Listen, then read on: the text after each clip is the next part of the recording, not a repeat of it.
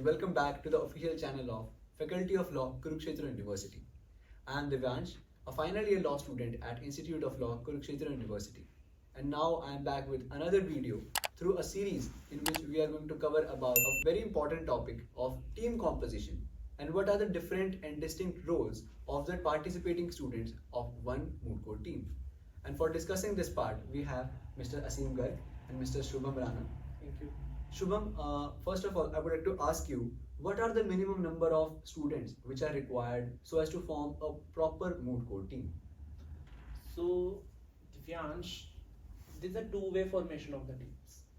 Okay. First is that there is a 3 members team, that each team shall comprise of 2 speakers and 1 researcher. Right.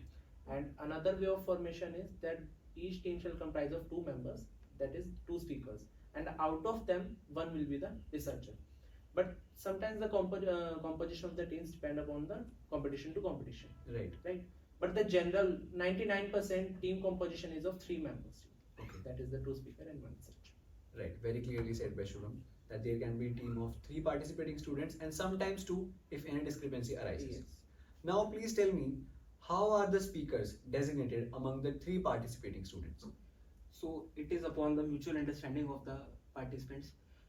What I suggest is form a team with your friends, Okay. so that there may not be any discrepancy at a later stage. Because there may be sometimes disputes that I want to be the speaker, I don't want to be the researcher. Right. So you may face these issues. So what I recommend is mostly make your team with your friends. Okay. And regarding the question that who may be the speaker can be either of the 2 members from a 3-member team, and 1 will be the researcher. And the speakers must have some qualities like they must be fluent in English, they must know the law clearly so that they can tackle the question of judges. Definitely. And similarly for a researcher, he must be well versed with the facts of the case and all the things so that he can assist those speakers in the oral arguments. Okay. Plus, he should have the excellent advocacy skills, right? Excellent effective communication skills. He may have the quality to connect with the bench, Right. right? So these are the some qualities which the speaker must possess, and the person who is having such qualities may be designated as a speaker. Definitely. And now talking about the other part of it, what are the special qualities, what are the distinct features that any researcher must definitely possess so as to ace their game as a researcher? So first of all, the person who is now acting as a researcher, he must be very good at skim reading. Skim reading basically means you have to read plenty of matter so as to form your case. So he has to be very quick in reading those points. You have to read like 10 articles. So you have to read them very quickly so that you may not end up in just reading those, because there is a lot of stuff that you have to read. You have to search case laws.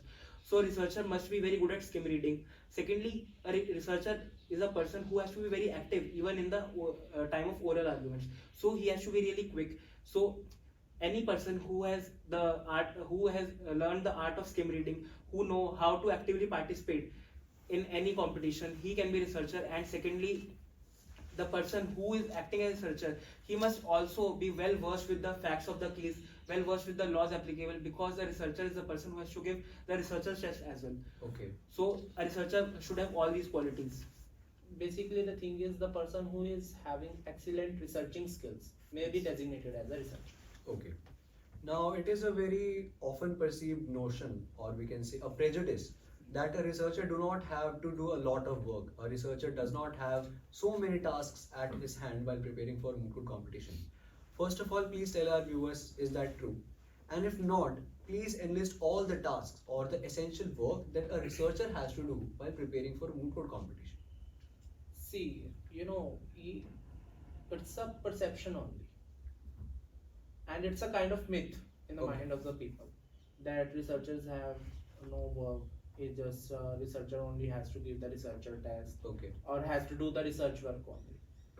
Rather, he has a lot of responsibility. Okay. You can see, right, from the very initial stage of the competition. He has to work on the moot proposition. He has to go thoroughly. He has to help his teammates while making or drafting the memorial. Right. It's a perception in the mind that sometimes that all the memorial has to be drafted by the researcher only, Okay. which is not a true fact, right? It's a teamwork. we are here. Why the team is made?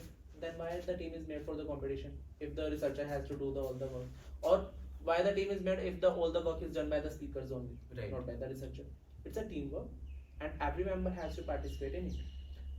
Talking to researcher, he has to research the case laws, the proposition, the law points, help his teammates making the memorial. In making the memorial, how he can help? Whether he can prepare one or two issue, or whether the speakers can prepare their issues, what the arguments, and he keep the work of can say filtering, Okay. arguments filtering, Right.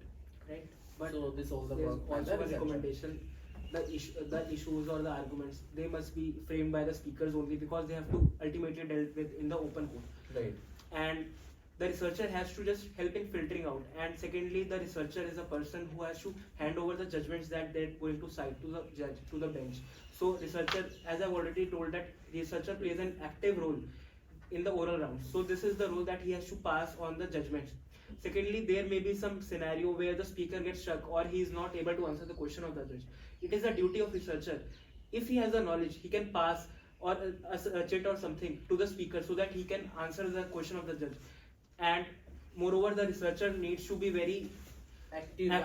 He has to listen the arguments of the other parties also, because Okay, yeah. in most of the moots there is round for rebuttal and surrebuttal. The speakers are busy with their issues. Their issues will be revolving in their minds, but the researcher is free. He has to listen to the arguments, make notes out of it, make the points which may be in their favor, and then raise those points in the rebuttal round and surrebuttal round. Definitely.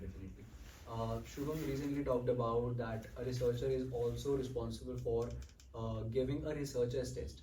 Would you guys please tell me how can a person who is acting as a researcher give his 100% or her 100% as participating in that researcher's test? So basically, a researcher's test is just a test to check your researching skills, Okay. your level of research. So researcher's test basically consists of the questions from the facts of the case that are provided in the proposition, the law applicable. Suppose a proposition is on the IPC. So now there may be some questions from the general provisions of IPC, like is there any general exception, the chapters, the enforcement date, or something like that. In case of many moots like taxation, constitution, there may be some specific provisions, whether this provision is in the constitution. Moreover, in researcher's test, the questions are from research methodology. Like there may be the style of citation that is allowed, like Blue Book 2021 edition, or there may be some other things. Believe me, Divyansh, if you have done the proper research, you have drafted the memorial up to the mark. No separate preparation is required for that. Okay. Right? You have covered the law points in your memorial. Right. You have covered your proposition. Definitely. Right? You have covered your case laws. Clearly. Everything you have covered in your memorial, and you are well versed and thoroughly go through everything. Yes. Right? So no need for separate preparation. You are well confident for the. Mostly it is MCQ based, so it is very easy to crack. Okay, so And it is an objective test. Mostly it is objective. If it is subjective, it will be specifically mentioned in the brochure. Okay. But in most of the cases, it is MCQ based only. Right, very clearly said. Now please tell me, when the oral rounds are going on, does researcher have any task to do, or he is to just sit idle and listen to his own side or the opposite side's counsel's arguments? Does he have to do anything? As earlier said by the scene, he is not just as an idol to sit there. He has a very active role. He has to be very quick at the time of passing the chits to the his speaker. Whenever the panel asks the question, they ask the question just to confuse the speaker. And when the speaker is confused, it's the responsibility of the researcher to pass the chit, to give the answer to him, so that he can give this answer to the bench. Next, he also has to play the active role to note down the counterpart of the other team. He has to listen very carefully what the opposing team is submitted before this honorable bench. Okay. Right? He has to note down the counterpart and later on submit it to the speaker, and the speaker will then raise it the question. I would like to add one thing more. in many moods there is exchange of memorials. Mhm. So you may get memorials one day before or like even an hour before. At that time, both the speakers will be involved in their issues, but a researcher is free. He has to go through those memorials thoroughly so as to find any lacunas in the applicability of any law. If they have not come under the right provision or the jurisdiction of the court is not correct. So this is the role of researcher that he has to play. So according to my understanding and what I have gathered from your insightful knowledge and experiences, a researcher has much more tasks Yes. as compared to the speakers themselves. First of all, he has to do all the research work, most of the research work, if it is done collectively. Secondly, he has to help his counter friends who are going to make the arguments so as to polish them and make them more effective. Thirdly, he has to take the researcher's test. And fourthly, while the arguments are actually going on in the court of law or the moot court room, he has to take into consideration the arguments of opposite side as well, so as to create the counter answers to them, so that they can be used in rebuttals and surrebuttals. In fact, it's my personal opinion. If the beginners are trying to get the moot court competition or want to participate in the moot court competition, I will suggest try to be first with as a researcher, Okay. right? Because it make you understand how the research skill can develop, how you can develop your analytical skills, how you can develop your drafting skills, and all. So this is my There is personal also no opinion. such performance pressure. So researcher is more of free at the time when their speakers are speaking. Okay. So he can also judge the other team and also read any case law.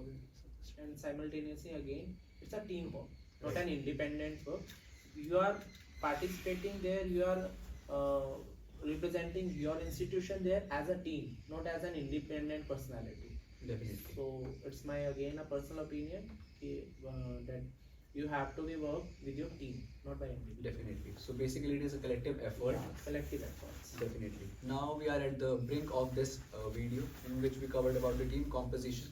Mr. Shubham and Mr. Asim very rightly pointed out that making a team is actually the work which must go into them, the preparation collectively. Yes. And the students who are participating must have this thought in their mind that none of us are as good as all of us. Yes. So they must put in efforts collectively so that a proficient and an effective way of representation and expression can be put forward in the court. Well, that marks the end of this video. I would like to thank Mr. Asim Garg and Thank Mr. you. Shubham Thank Rana you, for Divyansh, their for providing opportunity. definitely. This was a pleasure for us all that you gave us your insightful experience and your knowledge, which is definitely going to help the viewers and the participating students in the upcoming competitions. Thank you so much, everyone. We'll see you in the next one.